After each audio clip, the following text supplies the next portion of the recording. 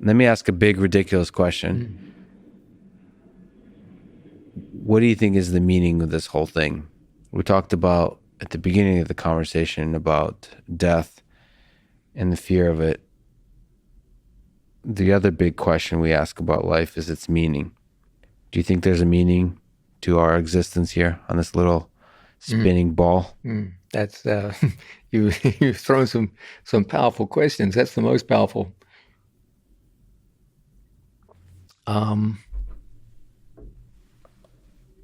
For most of human existence, the meaning of life was very, very simple.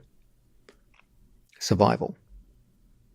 The only thing that humans cared about was just surviving, because it was so damn difficult for the early years of human existence on this earth. If you look at ourselves as biological agents, everything about our body is set up for one mission, and that is survival. Every reflex we have, every element of our structure is just built up on the battle to survive. And then humans did something remarkable. They elevated themselves through the use of technology and social structure to the top of the food chain, so that they went from extremely vulnerable. If you take a naked human being alone and put them in the Serengeti Plains in Africa, they're in some deep shit. Okay, if you look at a human being as a survival organism, just by itself, naked, they are among the most feeble at that task in the entire animal kingdom.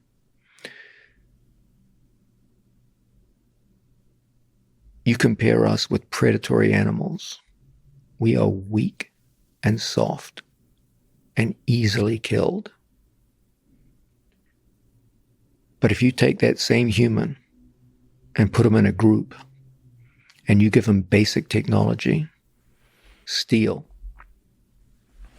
a spear, a knife, he goes from the bottom of the food chain to pretty much at the top. And so humanity found itself in a crisis that emerged out of its own success. For most of its history, their only interest was the battle to survive, and they did it. I don't know how they did it, but they did it. They got through ice ages, droughts, famines, disease, everything, and they found a way to get to the top of the food chain.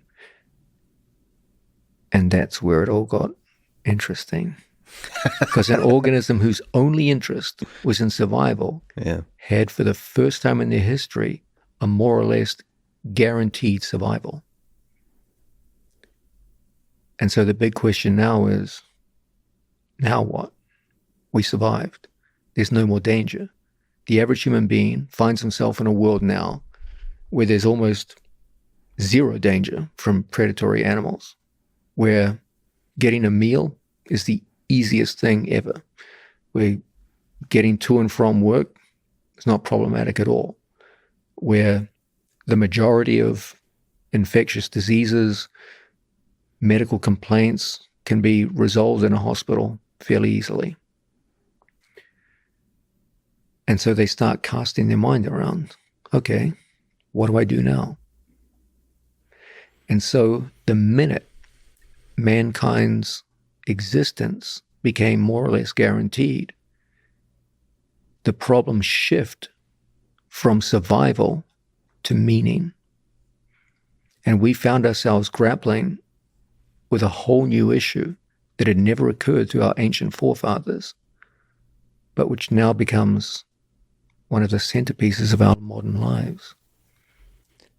I mean, when you look at your own life, when you look back, you think, I did a hell of a good job. You know, Hunter S. Thompson has this line that I often think about, that life should not be a journey to the grave with the intention of arriving safely in a pretty and well-preserved body, but rather to skid in roadside in a cloud of smoke, thoroughly used up, totally worn out, and loudly proclaiming, wow, what a ride.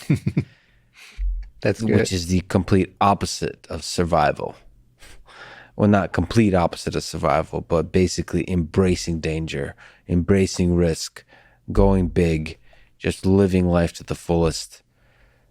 So within that context, what would make you proud of a life well lived? When you look back, you, John Danaher, looking back at your life. First, I will address that question, but let's first look at why Hunter Thompson could say that.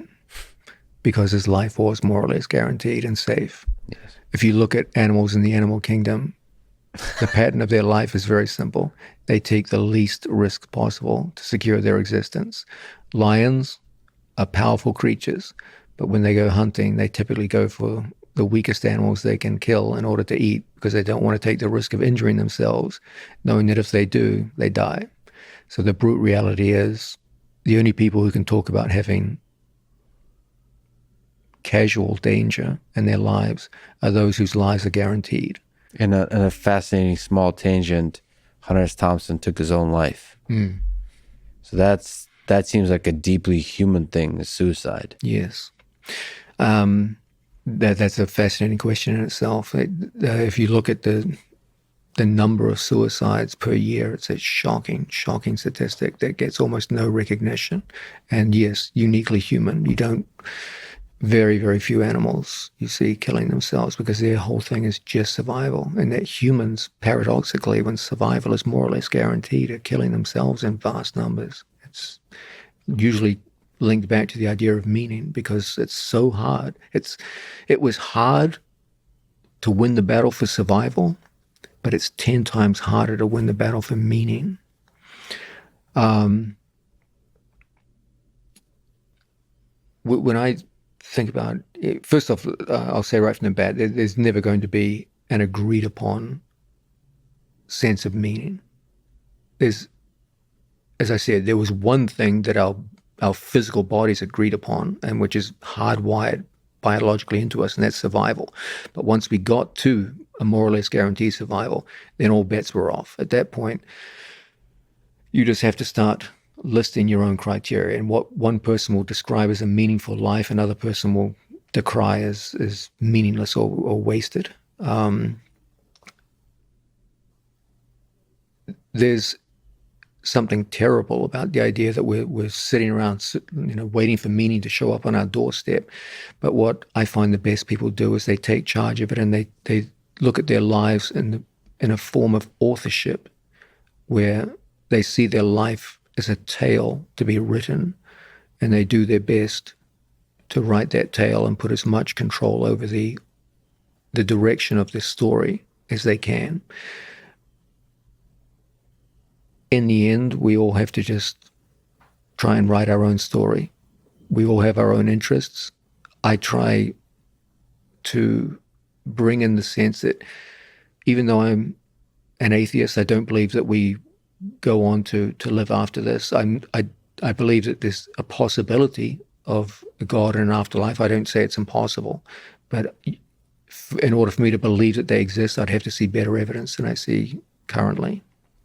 Nonetheless, I do believe that there is a great value in the idea of living for something bigger than yourself.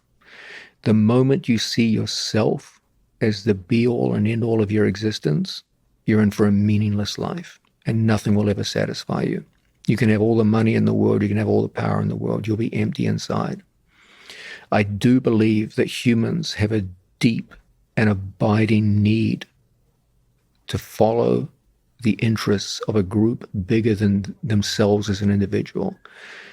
Is it ideal? No. Is it an answer to the meaning of life? Nope, because eventually that group will itself die out. So there's a sense in which it just plays a kind of delaying game. But I do believe that in order to live a happy life, meaning is a central part of that, and the deepest sense of meaning, not a fully complete answer, but a better answer than most people give, is to find something which hopefully does very little harm to the people around you and mostly benefits them, which enables you to become part of a community and to live, as I said, for something larger than you as an individual. If there is such a thing as a perfect conversation, it would be a conversation on death, meaning, and robots with the great John Danaher. John, I've been a fan. It's a huge honor that you would waste all your time today. Thank you so much for talking today. My pleasure. Thank you, Lex.